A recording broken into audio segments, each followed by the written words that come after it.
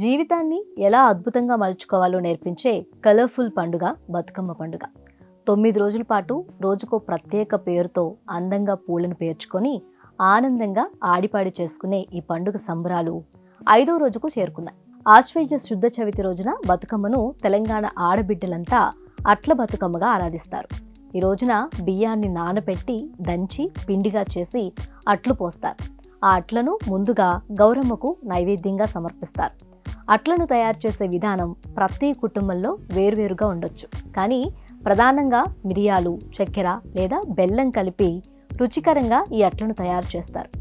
ఈ సమయంలో వాతావరణం శీతాకాలానికి మారుతూ ఉంటుంది. శరీరానికి అదనపు పోషణనిచ్చే ఈ తీపి అట్లు కేవలం ఒక ప్రసాదంగా మాత్రమే కాదు, తెలంగాణ ప్రజల సంస్కృతి, వారి ఆరోగ్య సంప్రదాయాలకు కూడా ప్రతిబింబిస్తాయి.